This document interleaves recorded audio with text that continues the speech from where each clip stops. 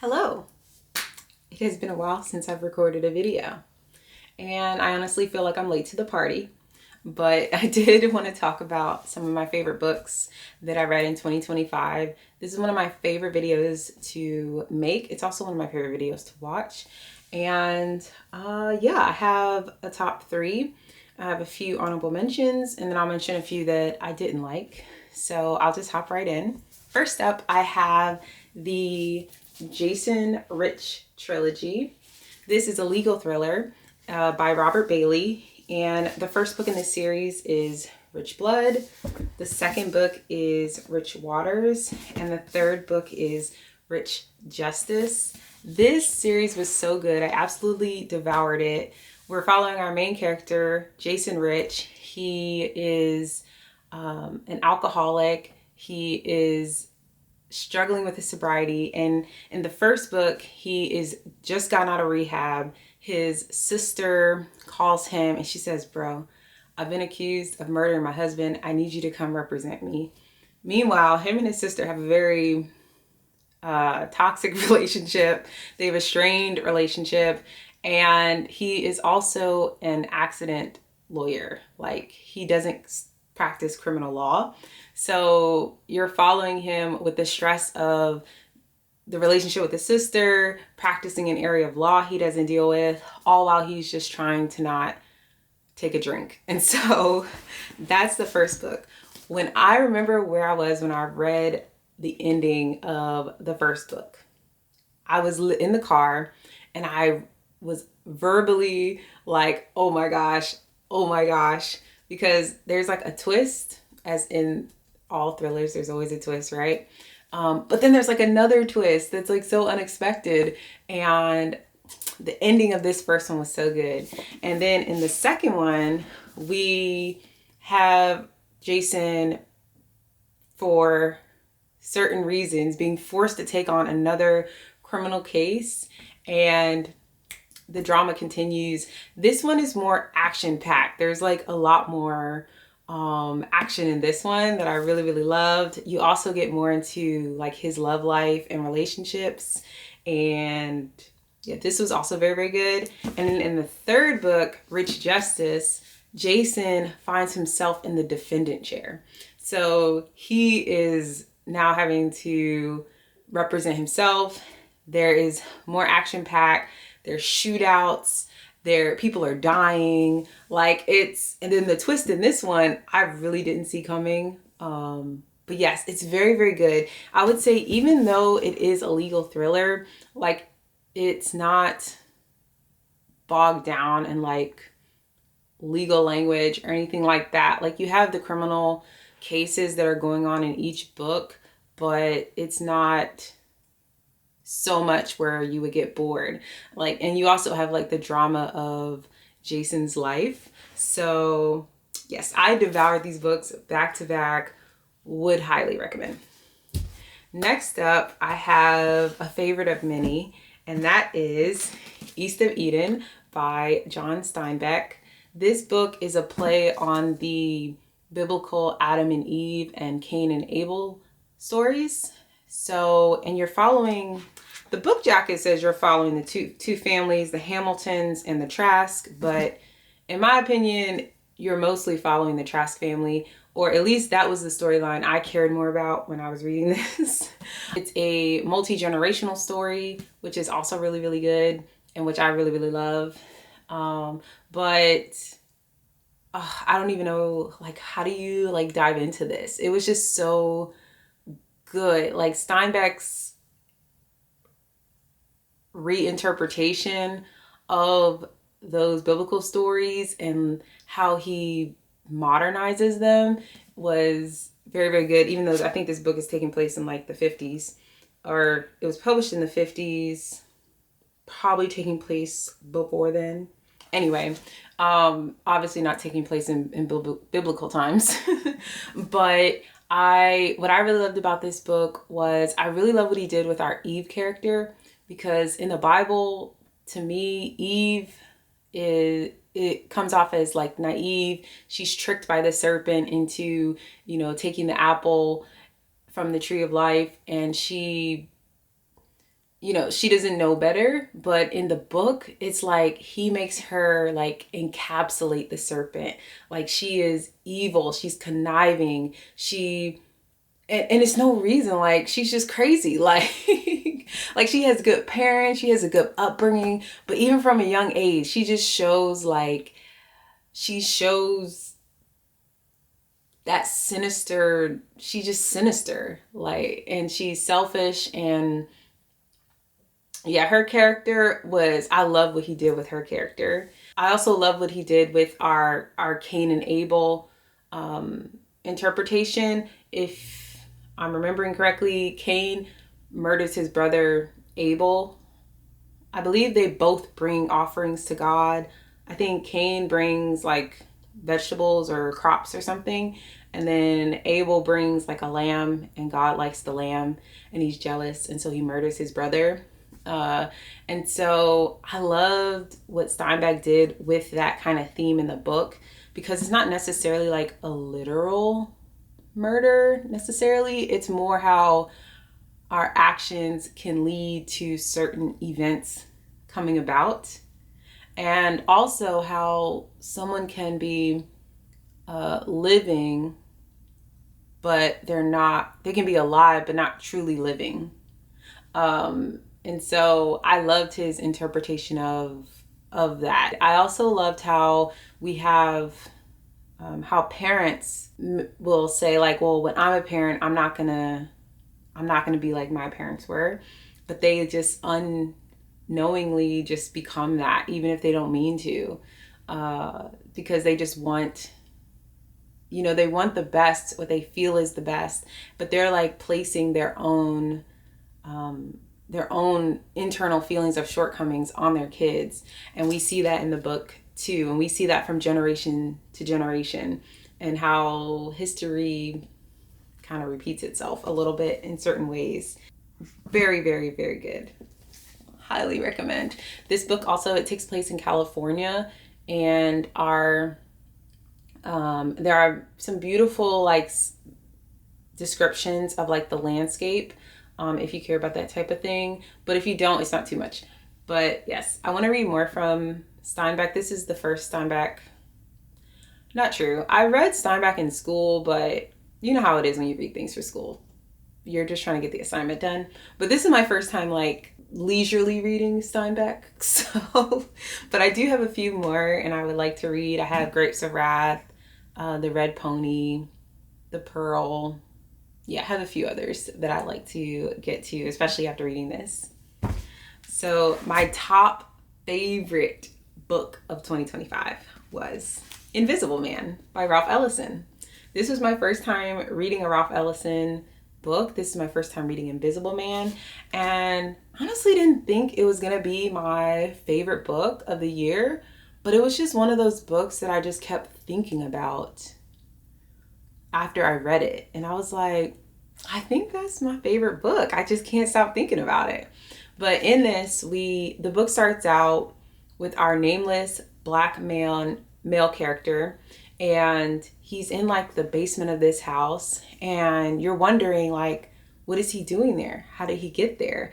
And in the story, you go back in the book, you're going back over his life, and you're seeing how he got there. And for me, I wanted to read to find out what type of man is he going to become. And throughout the story, I saw three main archetypes of black men. You have, first archetype is your your black man who believes we need to work within the system and change the system, and all of the things that have done against us, those wrongs can be righted. We just need to work within the system. And this is represented by our educated black man. And the story starts out like at university, the men are taught, and the black people are taught, like, you can do anything you want. Like, as long as you work hard, you can achieve anything you want to do. But really, it's within the confines of whatever the white benefactors of this university deem are possible for you and are okay for you to do. And so it's not really true. And we have our main character at this Black university with the head of this university who is willing to do anything to kind of be at the top in this like false system of advancement, even if it means putting down the very Black people that he's claiming to bring up.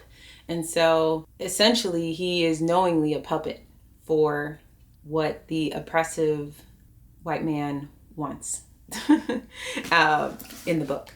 And so that's like our first archetype. And then on the other end of the spectrum, we have our revolutionary Black man. This is the Black man that says, I don't need to play within your system. I don't need to yes sir, yesums. I don't need to placate to your feelings and seemingly keep the peace. No, this is the man. He's willing to fight for what he wants. He's willing to stand up for the respect that he deserves. But unfortunately, he also ends up being a puppet unknowingly, because within the revolutionary movement, you have these, in the book, you have these white people who are seemingly on the side of like Black civil rights, but it's really just a game to them, and it's an experiment. They want to see what happens. And there are moments in the book where, you know, you might have like an organization that's supposed to be helping, and there's like, okay, this is your moment to step in and help.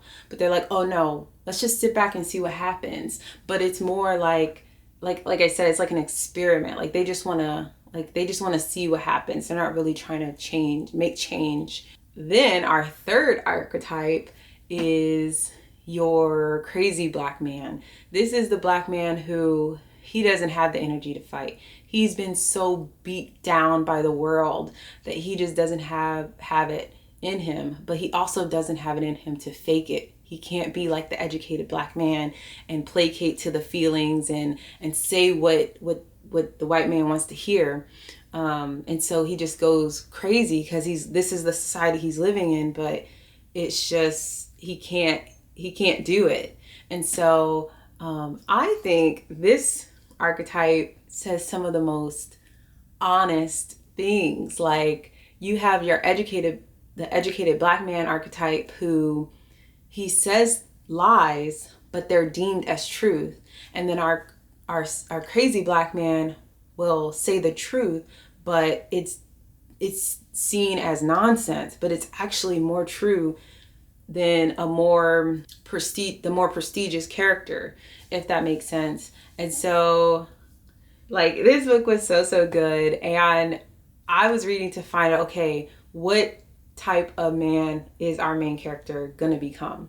And I would even deem to say, is he maybe each of these characters at some point? But who will he like settle on? And this was a great book. It was beautifully written, just beautiful sentences. I tabbed it so much, and the symbolism, like there's things I thought about after reading it, and I was like, oh, like there's one character who has like a false eye, like a glass eye. And after I read it and I thought about it, I was like, I think that's like a symbol for like his vision and the artificialness of the vision he has. And when I thought about that and like the scheme of the story, I was like, that's so clever. Like the characteristics that he gives characters are intentional. Like the traits that he gives characters are intentional, and they play into the story and they foreshadow to certain things. And this is such a good book, and I feel like it's one where I could read it again and pick up on different things. But yeah, this was probably my favorite book of the year. Highly recommend. Okay, now I have 2 honorable mentions. The first is Tail Chaser's Song by Tad Williams. This was the first book I read in 2025. It's a fantasy. If you have read Watership Down by Richard Adams, I think you would also like this book. It's very similar, but instead of rabbits, we have cats. And it's a fun book. So basically, we're following Tailchaser as he's on this journey to find the love of his life. I'm trying to remember what her name was. Girl, can't even remember her name. Anyway, he's on this journey to find the love of his life, and we're going along with him, and it is a fun ride. I absolutely love this book. The fact that he's going on the journey, that's what makes it similar to Watership Down, because the rabbits go on a journey. Both books also have like this higher power, like God to the characters. So there's like in Watership Down, it's Elahara. I can't remember the name of that in here, but it's very similar. But this was so fun. I have 5 cats. But I'm not a crazy cat lady. Most of those were acquired with my spouse. So, but I picked up this book not knowing anything about it because the cat on the front looks like one of my cats, who's not around. But, oh, that is that him scratching on the door? Let's see if that's him. Coming in, Kirby. Kirby, don't you look like this cat? That was like right on cue, Kirby.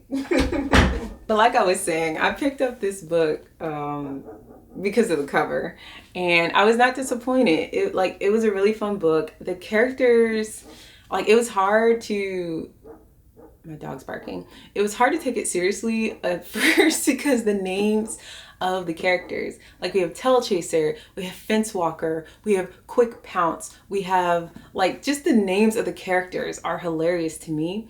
There is a glossary in the back with all of the characters, and I was happy for that because the characters' names are like verbs, which I don't know, my brain had a hard time remembering. Like a lot of the names are verbs, and so it was very nice to have this the glossary for that. But if you're looking for just a fun book, like this was just a really fun book to read. The ending, I was happy with the ending, but at the same time, I was like, Tailchaser, we just went through all of that, and that's what's going down. But at the same time, I was happy with the ending. So yeah, very good book, very fun book. My other honorable mention is Medak Ali by Nagut Mahfouz. If you've watched my 2024 favorites of the year, my number 1 favorite book was by Nagut Mahfouz, and that was the Cairo trilogy.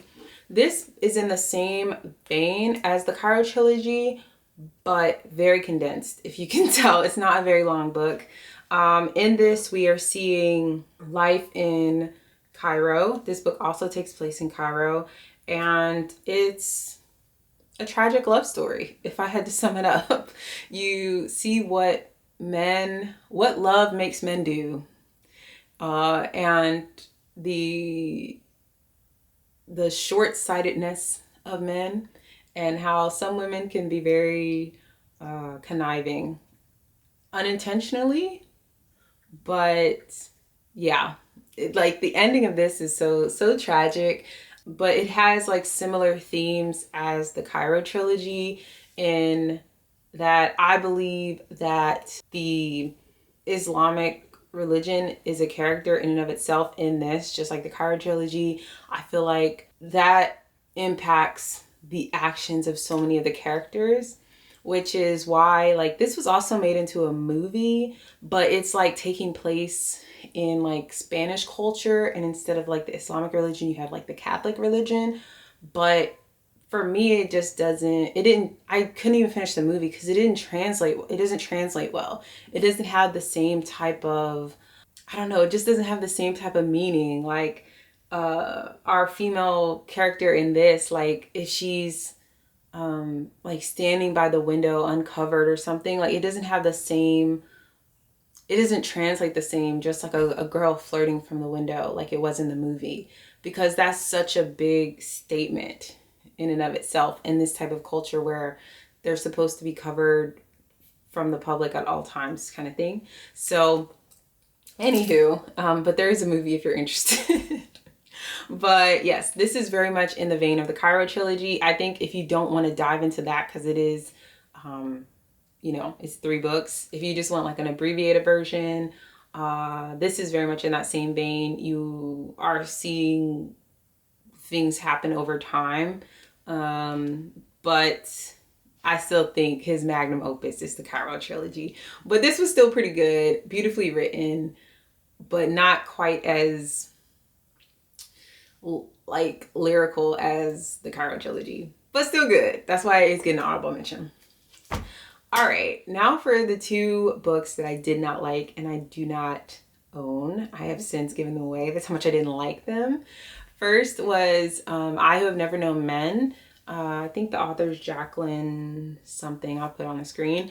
But this is a very short book. I read this for a book club. You're basically following this group of women. They live underground. One of the girls in the group, the youngest, this is the only life she's ever known.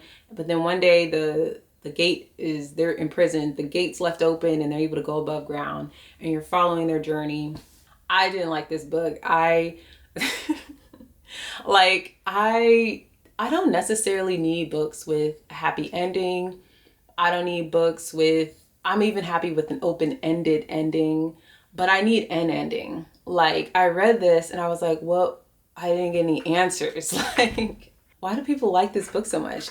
Maybe something's going over my head. I feel like it's supposed to, like, the author's trying to say something about like women's treatment in society, sexism. She's trying to make a statement about like feminism, but like the book, I was just waiting for something to happen, like answers. And I don't get that, and I didn't like that. I often think books are better than their movie,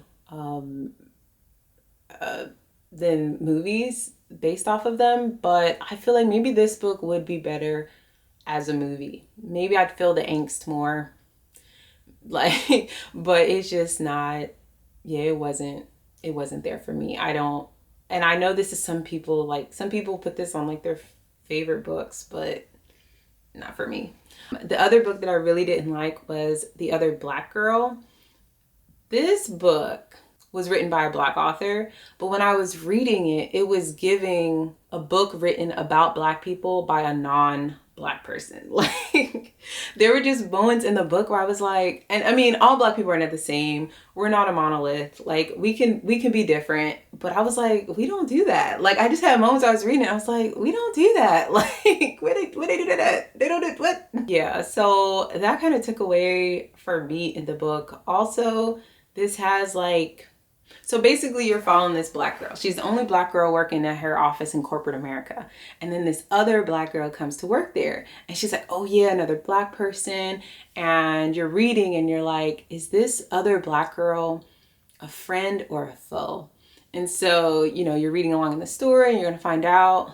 But then there's like this supernatural aspect brought in with like hair grease that makes you like changes the way you think and helps you acclimate to white society. And it was just like, I was just like, like, it seemed like I was like, I could have did without that. I don't know. It was like trying to be like Get Out, but not good. Like, and I know Get Out's a movie, and I think this was also made into a TV show, which I haven't watched, but also no desire to watch it after reading the book. But maybe it's different. I don't know. I didn't like this book. I also read this for a book club, and nobody else liked it either.